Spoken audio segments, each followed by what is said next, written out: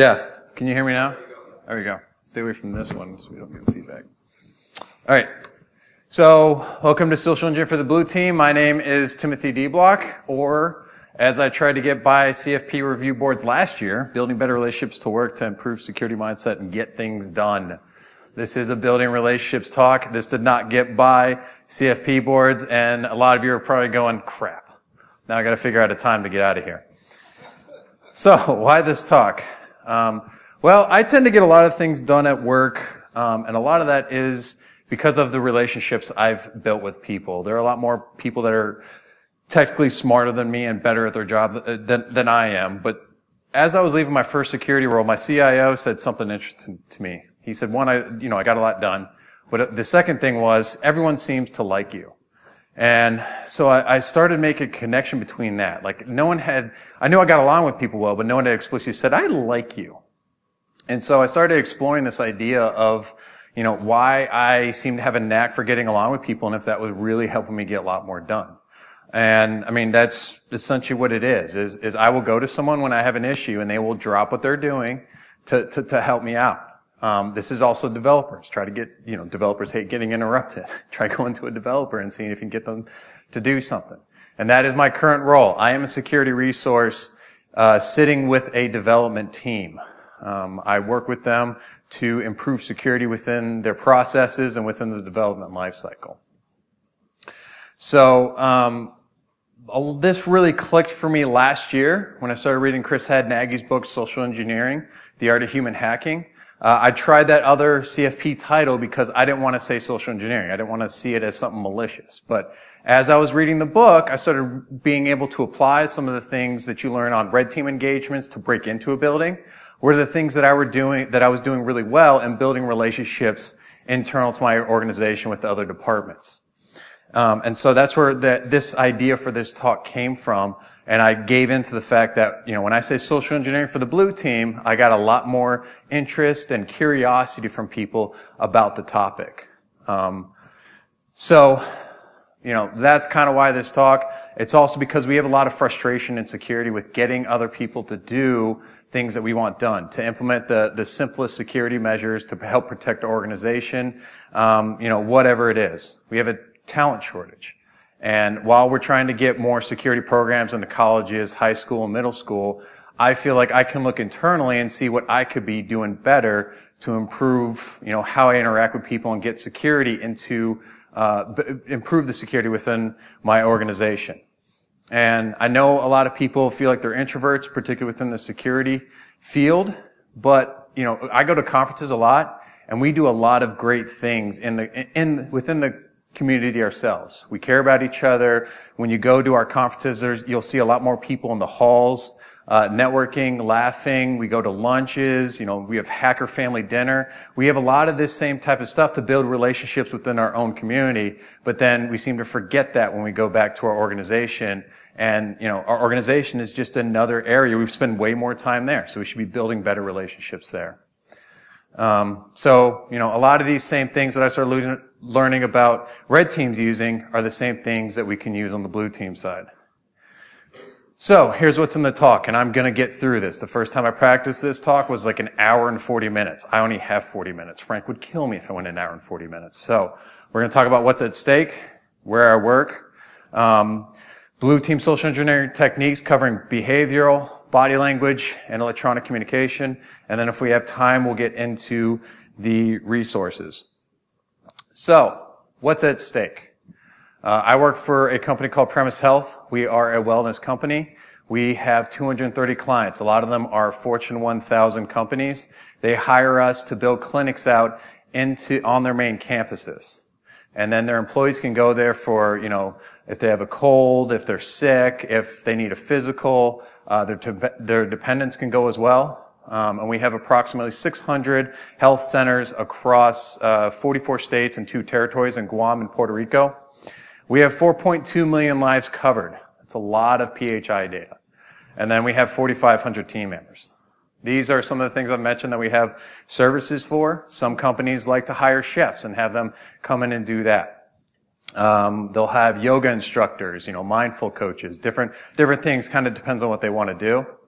And then these are set up for clinics. We have main campus stuff. We have what we're calling near site, which is where in a big city with multiple clients, we'll set up a clinic there that, these clients can go to, send their employees to. We're also in the virtual health space, so after hours type of virtual health if your kids are sick, different things like that. Now, this might seem out of place. I do want to give like a landscape of where I work and why it's important that I build relationships within my own organization. But this year, marketing said that they wanted to get out and get more brand awareness about our company. That was a perfect opportunity for me to start building a relationship with marketing. And, through my relationship with them, I've been able to learn a couple different things that has applied to my job and might apply down the road. So that's why I kind of have the what's at stake here, to kind of show that's like a good example of me building a relationship that I don't know whether or not that's going to pay off down the road.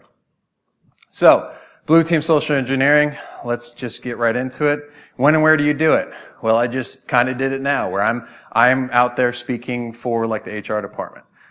We want to do it at our office. We want to do it at events. So, Christmas parties. In the fall, we usually have like a fall afternoon party on like a Friday afternoon. We go bowling. We do have like a spring, field day. Every company has their own little thing. These are great opportunities to get out and meet other people within your departments. And I know that can be hard to just walk up to people. I still don't walk up to people, but I still go talk to different people that I know, and then maybe they can introduce you to a different person. Ping pong tables, hockey tables, any kind of sports table is a great way to meet people, have a good time. We have a ping pong league at my work. And that's been a great way to meet people in other departments and just kind of interact with different people. Clubs, if you're doing clubs, because we're a wellness company, we do a lot of health and wellness type of activities. So running club. And actually, I got to know several of the marketing people through the running club. And if you'll notice up here, I am still using memes. Oftentimes when you go to some of these talks that have to run through the HR department or the marketing department, they're like, I had to take out all my memes.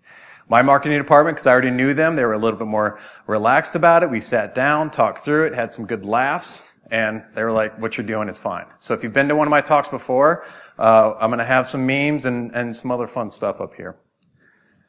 So, first step before we really get into this is I want you to be genuine. You need to be authentic about this, because this can easily lead into manipulation. And if you're always taking and never giving back, that's a good way to destroy a relationship. So I want to mention that at the outset, that I'm doing this from a genuine and authentic standpoint. I am trying to build a better relationship with the marketing, but I really like my company. So I really want to see it succeed. I want to get brand awareness out there if that's what marketing sees as an objective. So I really want to help them out with that. So, I was hesitant to add this, positive and energetic, because I know that can be really hard. I am up here drinking a Red Bull. Sometimes I need that in the afternoon, especially at a 3 p.m. talk. But as I was starting to talk about some of the other things and some of the things we're going to talk about, it does show positive and energy. So I want to kind of get that at the forefront here, that you need to try to have a positive attitude. I know we're cynical. I know we're negative. I know we're snarky. And some of it's just a mindset. But people are drawn to positive and energetic people. If we're talking about building better relationships, they are more likely to be drawn to you if you're positive and energetic versus, you kind of just... Empathy. So, give people benefit of the doubt. Put yourself in the shoes of someone else is really, really important. And we actually do this really good within the security industry. We have a lot of curiosity when we're talking about technology and breaking things and what can we do with them. You can use that same curiosity to try to understand people. I get frustrated just like everybody else when I have a user click on a phishing link. I get even more frustrated when I find out that they've put their creds in. So, but maybe asking why instead of, what are they doing? It's why. Well, maybe they're having a bad day. Maybe they just broke up with someone. Maybe they're tired because they've been up all night with the baby. Like trying to understand that really helps with the situation. It will reduce your stress, but also maybe help with problem solving, like how can we solve this so that they are less likely to click on the link and put in their creds. So ask why. And that actually leads into my next point, which is ask questions. You want to ask, and particularly within your interactions, when you're here at the conference, you want to be seen as a great conversationalist. And this is stuff that you can use outside of your company. You can use it at home, networking, anywhere pretty much. Is asking someone a question and trying to keep them talking with questions, because we all love talking. My dad's a preacher. I'm standing up in front of you. I love talking. But I also try to get out of that. And when I'm interacting with someone, I like to ask them questions. And if you're actively listening, you will find more questions that you can follow up with them. If you have I have a story mentality, and I still have this problem where I'm sitting there talking to someone and they trigger a memory in my head. I just want to get that out. I'm just waiting for a break so that I can, contribute to the conversation. I'm working on throwing that away and instead actively listen to what they're talking about and just trying to follow up with another question. And this will also, if you keep them talking, particularly within your organization, you might find out about stuff. Just me listening has allowed me to find out about security violations or get a better understanding of their people's goals and challenges so that, I can help them solve their problems. So listening is very, very important. It also makes a good impression with people. Like I said, if you're asking the question and allowing them to talk and keeping them talking, you're seen as a conversationalist and they like talking to you. And also, along with questions, it can be used to guide people towards their own answer. It's going to be much more effective if they come to their own conclusion about what they need to do from a security standpoint, if you can guide them with questions. Have you tried this? Have you thought about this? Why are you doing it this way? All those are really great at trying to guide them towards the answer. Be candid and open. It's okay to say, I don't know, but I'll go find the answer for you. If we're open and we're vulnerable with people, that shows that you're willing that you can be trustworthy and that you're not trying to just get out of it or trying to do something sneaky. When I started sitting with the software developers, one of the first things I did was took 10 minutes of we had a demo meeting that we used, and I asked for 10 minutes to explain my strategy, my plan, and what my intentions for helping secure the software development lifecycle. And, I told them, I said, I can't promise that we won't slow down some processes, but we're going to try to avoid bottlenecks and roadblocks at all costs. If that's something, you need to come talk to me about that. So use people names, and these are some little, I don't want to say tricks, but they're little things that you can do to really make an impression on somebody.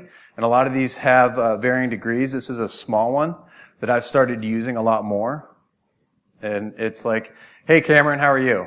And that's because people like hearing their name.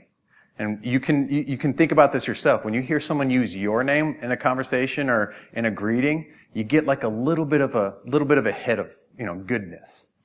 And so using people's names just provides a little bit of an impression that can build up over time. They always enjoy interacting with you.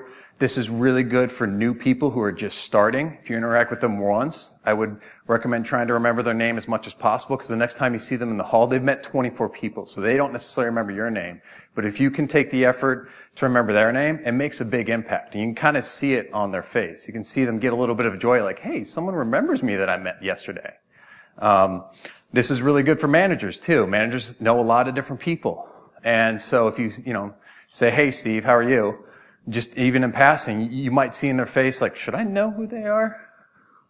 So that's a good way to get on people's radar. Using this too, you might notice that people start using your name more. This is something that I didn't, I said, hey, good morning or whatever, but when I started using people's names, they started using my name more, which one feels good, but two kind of shows that they are making a connection with you and they want to make you feel good just as much as you're trying to make them feel good. So reciprocity, going the extra mile for people.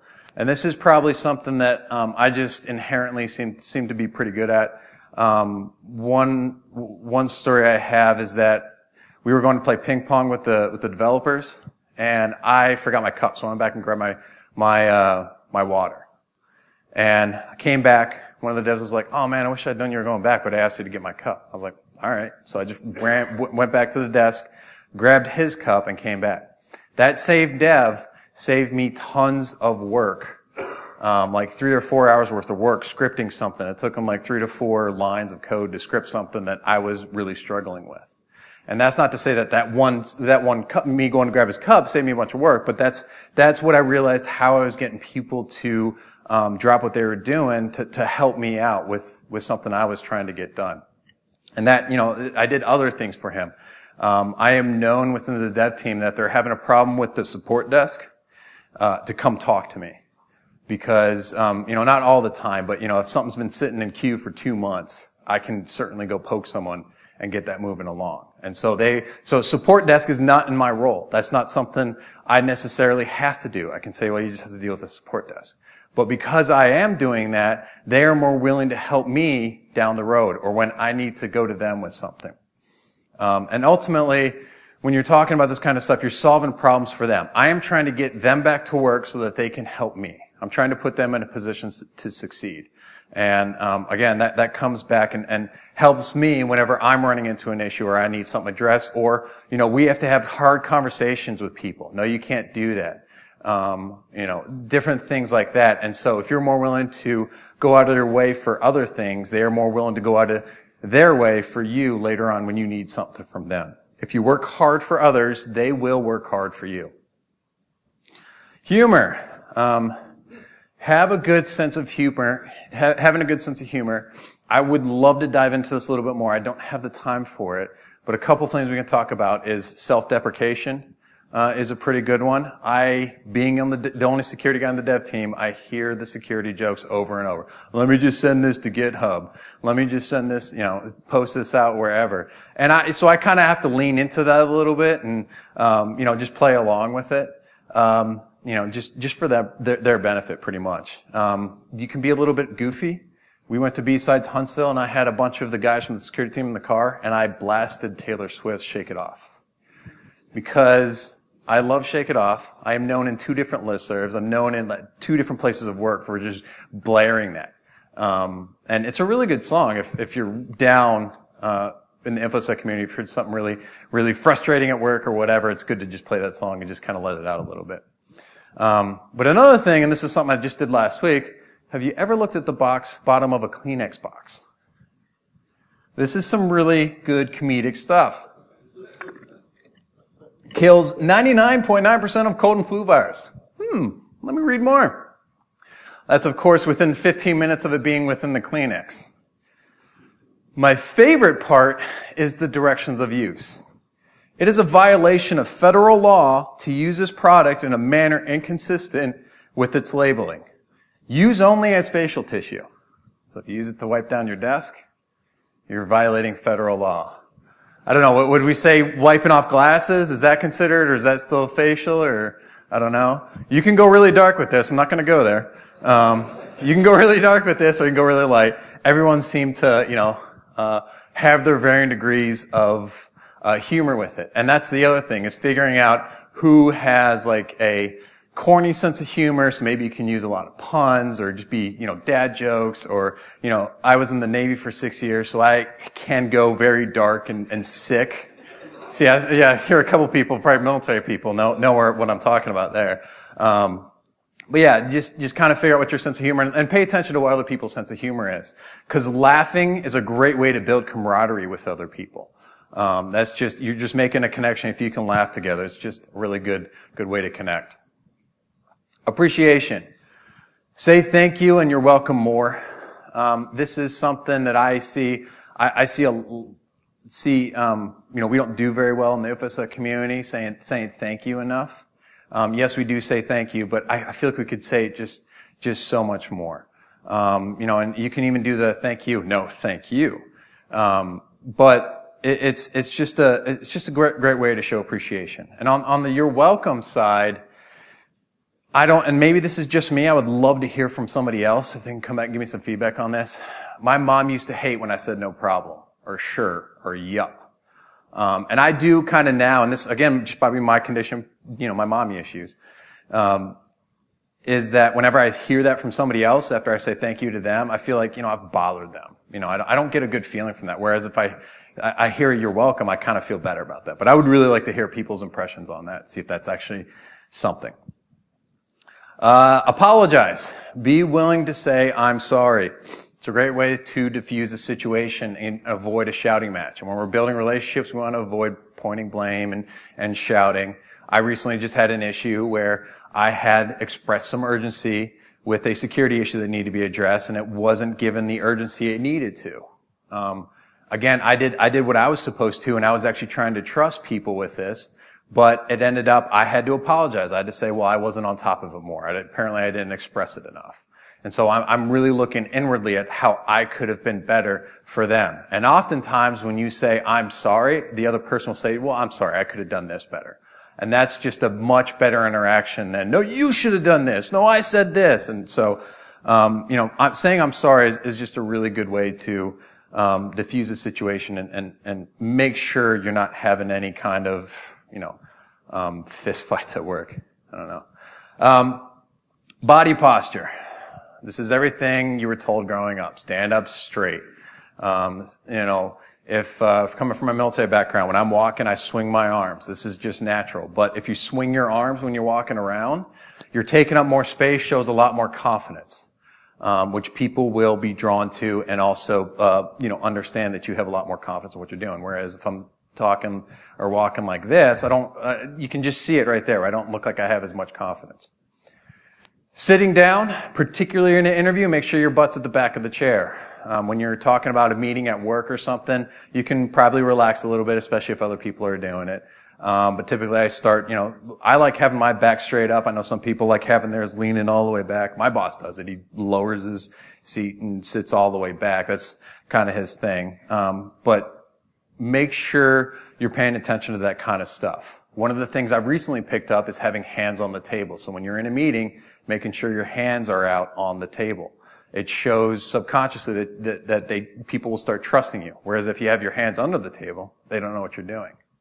Maybe you're doing something with the Kleenex. I don't know. When you're looking at people, you can have, if you have your head tilted, that shows, that typically is like curiosity. I see some people I see a lot of people here doing that. That means that shows me that you're engaged. So I'm actually sitting up here reading some of the same body language that I'm talking about. Make sure, of course, this is, I think, pretty typical. Consider a defensive position. It could also be just someone's cold. Sometimes offices, particularly this time of year, tend to either get too hot or too cold. But it's something I do too, especially standing up. I like to stand like this. But I always try to, when I catch myself doing that, I always stand like this. I do the military at ease, and it's just a way to convey more openness with people. And that kind of leads into interacting with people. Face the person. I actually caught myself earlier today. I was talking to someone like this. I was kind of like this. I was like, oh yeah, I need to turn to them, to face them. Make sure that you're making a connection and that you're engaged with them. Make eye contact. Smile. And this is where it goes back to the being positive and energetic. And we're talking a full smile. Not the creepy serial killer smile. So, they had, research on Hot or Not where they looked at who was getting hotter profiles. It was people who didn't have sunglasses on, didn't have a hat on, and were doing a full smile. So, so having a full smile is good. And you do this a lot more when you're doing it in passing, you're seeing people briefly. But if you can really work on smiling a lot more, that's great. I'm even listening to Mark Devine's podcast. He's a former SEAL, and he talks about smiling while you work out. And that will, if you can do that, it will help you while you're working out and actually put a little bit more effort into it. Again, positive intent. One great thing that I like doing with body language is trying to change my body language to see if I have somebody engaged with me. And I've noticed this having a conversation. This takes a little bit of work because you're trying to actively listen. But if someone, you're standing here with like a beer, and then you notice that the other person is mirroring you, try switching your hand. And, switch, or make a little shift in your motion. See what they do. It's amazing seeing this in action. And I've started doing this a lot more and noticing when I have an engagement with someone and I'm making a good impression on them, they will match their body language. I absentmindedly have like rolled my shoulders talking to someone and they did the exact same thing. It's once you start paying attention to it, it's pretty cool to see. Read facial cues too. And this is really good when you're talking about approaching someone with a security issue. If they're having a bad day, especially if it's a minor security issue, maybe come back later. Of course, if they're having a good day, they're having a good day. It's probably someone you are more likely can talk to them about a security issue, especially if it's minor. It's also good for getting to know them. So if you see someone having a bad day, something people will appreciate is coming up and saying, "Hey man, you all right? How are you? How are things going?" Some people might just say fine. I wouldn't press the issue, but some people might open up a little bit. And that's ultimately what we're doing when we're building relationships is we want to get to know people. And saying how are you shows concern. And this is a great scene between Peter and Bob if you've seen Office Space. And if you go back and watch this, because I grabbed this meeting, I was like, I need to go watch that whole scene again. And it is everything that I'm talking about in previously. It's hands on, it's even everything up to even hands on the table. And Peter walks in and goes, "Hi, Bob." Bob. I mean, a lot of this is for like comedic effect, but you kind of see a lot of the same interactions going on there. And if you remember that scene, they had a really good interaction. And they all felt like really good leaving the table after that interview. So it's really good. I have started to do this is how are you? And especially if it's minor, I'll get into a long conversation with someone about something just in life. And that's, again, helping me build a relationship. There are people who don't want to do that, and that's perfectly fine. That's where you can figure out people who can go, "How are you?" Let them maybe answer, or "Good morning," let them answer, and then you can just jump right into it. Understanding that is a really good way of, figuring out who you can interact that with. So let's talk about, we're kind of shifting into email communication here. You don't have to read this email, but this is a typical email that you might see at work, yes? This is a wall of text, as we like to call it. I prefer this. I use what's called bottom line up front, or bluff, where I take my question or the comment after a long explanation and move it to the top. The reason I do that, and I picked this up from the Career Tools podcast, is because you could have this long explanation, get to the question at the bottom,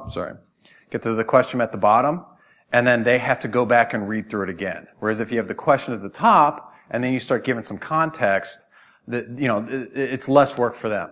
And honestly, if I see this in my preview pane, because I don't always open my emails right away, if I see this is getting pushed aside. I'll get to this later. Whereas if I see this, it's like, oh, they want this. Or I might ask for more context. I'm being very short and direct in this email of saying, hey, I need this from you. And not necessarily going into a whole thing trying to explain everything. Some people, I use this approach, and if people want it, they will ask for more information before they start addressing my request. And then I'm fine to write a little bit longer email. Exclamation points. I hate exclamation points. I don't like using them. I would rather not use them, but I do use them. I do them again because I want to show that I'm positive and energetic. And one of the things I'm starting to do more is in the greeting of an email, we replace a comment with a exclamation point. And that's to pretty much go, I'm setting the tone for the email. Because when you read email, it's very generic. Depending on your mood, you could be reading the email in a bad mood or a good mood. So I try to set the tone with an exclamation point, or if I'm saying thank you, I like to show a little bit extra, because I do really appreciate them. I'm trying to show a little bit more appreciation by having an exclamation point. I don't go past one. This is just up here to be funny.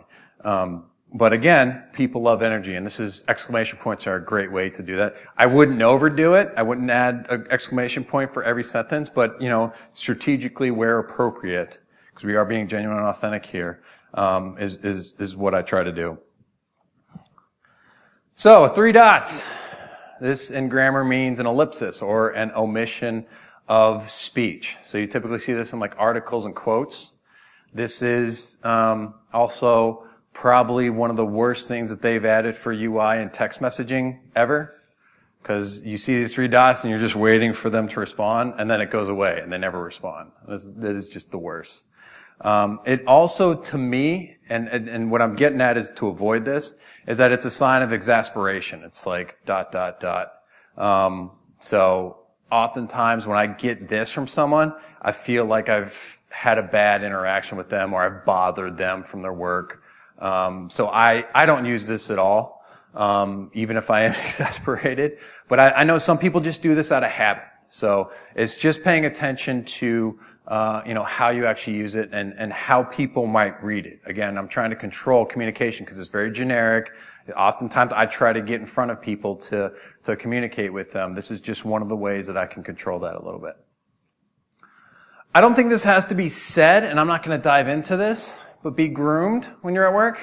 Have a shower, put on deodorant, brush your teeth, clip your fingernails. No one likes a stinky kid at work. I don't really think there's much else we need to say there, right? If you have questions, you can ask me afterwards. Bring food. Bring food is a really great way to build relationships with people. And for less than $20, yes, of your own money, less than $20, you can bring in bagels, you can bring in bacon, you can bring in Taco Bell burritos. Surprising how many people will actually eat a $1 burrito. They're not bad for a $1 burrito too, so I consume them. Don't go past 2 though. If you go to 3, you're going to be hurting a little bit. This has been one of my greatest ways I bring bacon to training, and if you were in my How to Kickstart an Application Security program, this is what I brought to training. I now am known as the bacon guy. And every training, I bring bacon, which I'm actually happy to do. I don't mind doing it. Like I said, it's less than $20 for a big slab of bacon. And the look I get on even the new people's faces still is absolutely priceless. I just love when they walk in and they just see a big slab of bacon. Or people are looking envious of my big slab of bacon that they're not in my training. They're like, "Are you eating that all?" It's like, "No, it's for training." But can I come to your training? The bagels and the Taco Bell I bring in the morning, and I like to fill my coworkers' stomachs with good warm breakfast. Oftentimes you might find that one person's like, "Oh man, I'm glad you did this because I forgot my breakfast this morning," or they had some cold oatmeal or something. So this is a really good way to do a favor for somebody else that then they feel like they need to reciprocate that later. So, resources. I have started a GitHub page, SEBT. I am going to be throwing links to videos, articles, books that I've read on there. This is something that I like to continue to do. Again, like I said, I started doing this, and it was an hour and 40-minute talk, so there's some demos I cut out here. There's some other stuff. If you're up in Detroit in May, I am doing a workshop up there. A full-day workshop. I think it's a full day. They haven't really got back to me how long they want it, but I'm assuming it's going to be a full-day workshop where we're going to do this. We're going to go a little bit more interactive. I only had 40 minutes here, so there's a lot of stuff that I wanted to cover. On the way up, I was listening to podcasts, and I was getting even more ideas. So there's a lot of stuff here. I think this is a very deep topic that I can continue to produce content on. I'm actually thinking I just got accepted to ShowMeCon in St. Louis to speak on this. I'm actually thinking of making an entirely new topic that covers different stuff, so that even if you are here or watch this one, you can then go to that one and pick up some other stuff. So we'll see how that plays out. I don't know how that's going to play out. This is the first time I've done this talk. Books. I love books. And these are 5 that I feel like really helped me in understanding what I was doing right, or helped me in, being the person that I am, to build really strong relationships with people. If you struggle with getting out and talking to people, Feel the Fear and Do It Anyway by Dr. Susan Jeffers is the first book out of all these that I read. This changed my life. This was a book that I read and realized that, when you're talking about fear, you get that fear when you're meeting new people, and, or I still have problems going up and introducing myself to people, right? But it's accepting that fear and then going, okay, I can become a better person because of this. It's a really, really great book. Of course, The 7 Habits of Highly Effective People and How to Win Friends and Influence People. Probably more salesman, executive type stuff, but a lot of the same stuff that can apply here. Of course, Chris Hadnagy's books, like I said, Social Engineering, Art of Human Hacking is the book that made this topic click for me last year. And then, of course, The Human Element of Security, his second book, really dives into reading like micro expressions and body language and different things like that. There's a lot more with body language than I've been able to cover here. And then, of course, podcasts. I love podcasts. The Art of Charm is good. Note, though, and I need to update my slides, the Jordan Harbinger show is actually the new one. Jordan Harbinger, I don't know what happened, got kicked off a show or something and had to start up something new. They have got a lot of great stuff on building relationships. Two of the ones that I recently listened to on the drive up here was like asking why and building moments with people that last and make an impact. And then, of course, we got the Social Engineering podcast. What I like about that one, even though it's in InfoSec and Chris Hadnagy works in this space, is that he has on guests from outside the industry. And again, that helps with, getting into a different viewpoint of someone and getting ideas from that and understanding, goals and challenges and things like that. And then Career Tools and Manager Tools, really good business etiquette podcasts. And this is where I learned about the email electronic communications. They also are big on building relationships, especially as executives. And if you want to understand how your executives and management think, or maybe should be thinking, those are two really good podcasts to listen to. I actually practiced this and was right at 40 minutes. I'm a little bit ahead as per usual. I think this is pretty regular. Again, this is like, building relationships, of course, be genuine and authentic about it. And I don't really have anything I forgot about. Maybe some stories, but too long for this. So contact information and shameless plugs. You can reach out to me with feedback, timothy.dblock@gmail.com. At Timothy D. Block on Twitter. My website is timothydblock.com, where I have already started blogging about this stuff, and I plan to continue to do that. I run the Exploring Information Security podcast. I have a different information security professional on each week to talk about a different topic. So that's how you can reach out to me.